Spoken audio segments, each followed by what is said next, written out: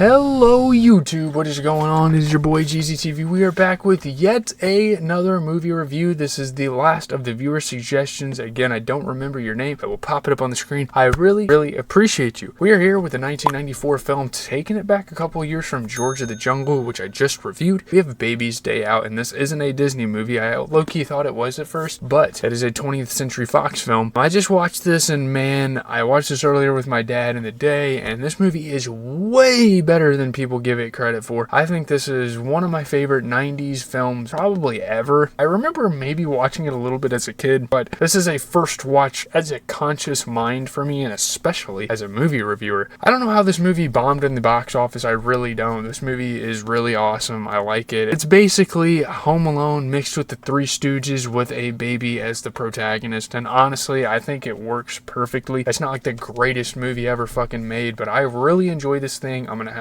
basically nothing but positive things to say about it, so let's get into the review. Getting into the premise of the main protagonist, like I said, is a baby by the name of Baby Bink. He kind of belongs to like this rich family. He's super bougie. He has a nana that he has her read him the same book when he like goes to bed or nap time and stuff like that. He gets kidnapped by three criminals pretending to be photographers. So like there's this big thing with rich people. Maybe it's not really as prevalent anymore, especially in the 80s and 90s. They wanted their babies to be in the newspaper because baby photos used to be posted and people used to give a fuck about the newspaper, and they wanted their baby to be the cutest, the most beautiful babies so they could have better social status or something. I don't know. It's really fucking stupid. But after like escaping from these criminals pretending to be photographers, they lose track. They're trying to get him to go to bed, and he like crawls out the window and he's gone. The baby basically starts exploring Chicago. It's Baby's Day Out. It's based on like the book again that he gets read to before he goes to bed, while unknowingly recreating scenes from his favorite picture book. It's a really awesome concept. It's very cheesy. It is very cheeky, but I fucking love it, dude. And the kidnappers spend the whole movie trying to catch him again. It's basically a chase. It's basically a running Home Alone 2 with a baby, because you're in a big city. That's probably the movie I would most compare this to. And I mean, they were both made by and both contributed to by John Hughes. So shout out to the legend. Let's get into it. Getting into the good, let's start with the main protagonist, Baby Bink, who is basically baby Kevin McAllister. Like Macaulay Culkin when he was even younger than he was in Home Alone. This would be him right fucking here. Literally. It's literally the same thing without traps. Not really rich family. Like Home Alone wasn't really known for him being rich, middle class, even though you're in a Chicago suburb, you're not middle class, dude. Same kind of like snarky little energy, and they even try to like emulate some of the Home Alone stuff with some of like his faces, and giving the baby facial expressions is really fucking funny. And they again try to kind of pay homage to that. Same ability to cause complete chaos. Obviously in this case the baby's not really mature or anything, not really aware of his surroundings, so he's kind of doing it unintentionally. He's unintentionally getting away. It's very much like some Naked Gun spoofy type of shit, just situational stuff. And I love how playful the movie is with the character. I think it is so fun. It is a very fun movie. He's not just sitting there crying or being a brat the whole movie. The baby's like moving all throughout the city. By the way, I don't know how the hell he didn't get tired. Hitching rides in taxis, getting in people's baskets, going through revolving doors, crazy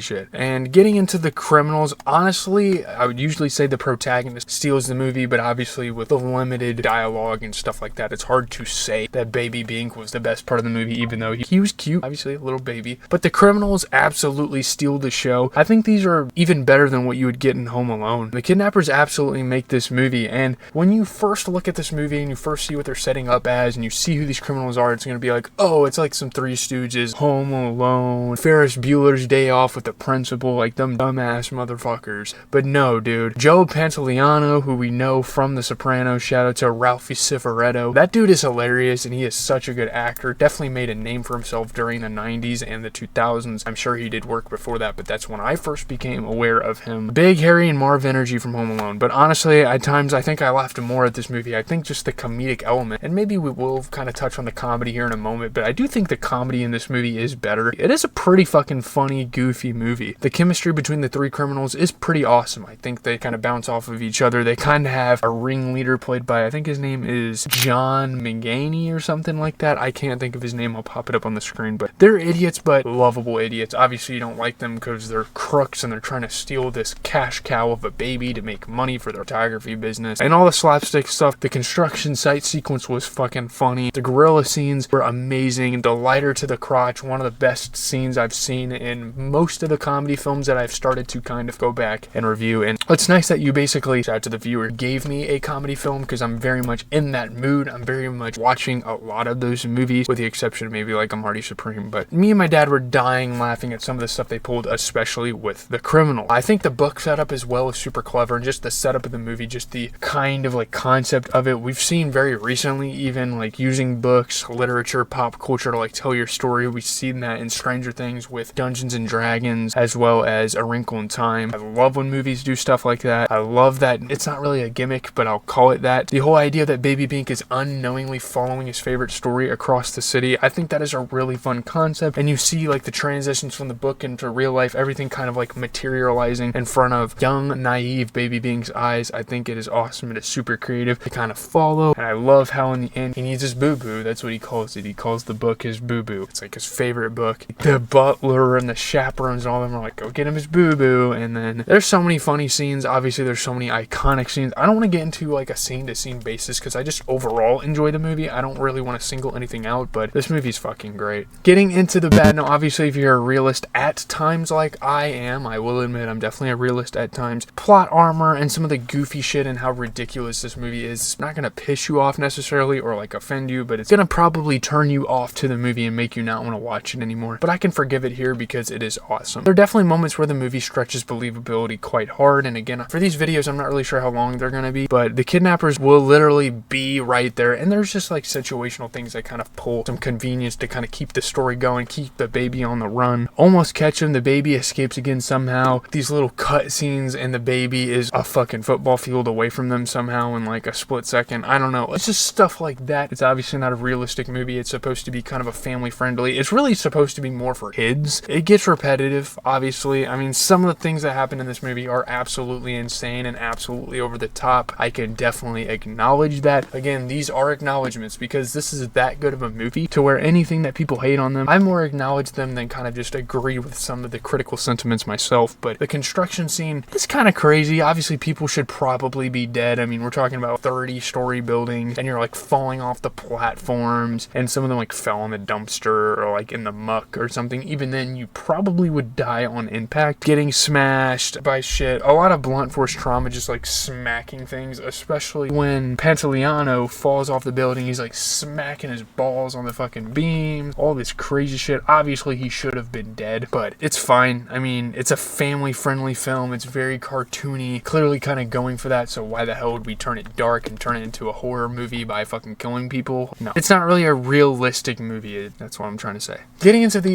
just kind of the side characters, not the criminal, not the baby, just everything that kind of surrounds it with the parents. The parents are honestly kind of whatever. They're kind of just there. Obviously, they could have took this movie and made it a little bit more of an emotional kind of thing with the family and kind of build a relationship and make those characters matter to the story, but I'm fine with what we got here. Rich, snobby people wanting their baby in newspapers and magazines. Didn't really care about him much. I mean, that's really all they were there for. They're kind of pieces of shit, honestly. Oh, I need my outfit for this. Oh, he needs to look perfect for his baby pictures. Everyone acts like that when they have a baby. I mean, it's precious life. It's a sprout of life. It's something that you watch grow up. So sure, you want to cherish that and value that. But the way those people are portrayed, it's obviously a stereotype. It's obviously dramatized and exaggerated for the sake of the story to kind of give them a character. And there's no deeper meaning to this movie, of course. There's no social commentary or anything like that to get into, but there you kind of have it. The movie's smart enough to focus on the main thing. Keep the main thing the main thing. You have the babies, the crooks, and just his journey through Chicago. That's really all that matters. It's really all you come to this movie for. It's called Baby's Day Out. That's what it's about, his day out. And getting into the setting, I love that this takes place in Chicago. I love that vibe. Of course, I've been there many times. I know family friends from Chicago, the suburbs. I actually know a couple people that live in Chicago currently. I go there for concerts. I've gone there for sporting events. I've gone there for a circus when they used to have that big ass circus. I can't remember what it's called. I've gone shopping there, just enjoying the city. And obviously Chicago has like a bad reputation, and I don't mean to make this a rant about Chicago, but it's a gorgeous city. Grant Park, Forest Park, all of these things. City Park as well. Feels very 90s city movie, cozy, adventurous, similar to what we got with like Ferris Bueller's Day Off. I reviewed that as well. And honestly, I think Chicago is perfect for this type of story. I love movies that take place in Chicago. You know me. I wonder if John Hughes is from Chicago, by the way, but anyway, that's neither here nor there. Let's get into the review. So getting into the review, honestly, I feel like Baby's Day Out feels like one of those kind of forgotten 90s comfort movies that people should talk about more. It's honestly a hidden gem. It is charming. charming, it's hilarious, it's creative, and it's surprisingly well put together. And the obvious reason for it bombing, the obvious reason for it not being as irrelevant as people would want it to be, is because, I mean, John Hughes,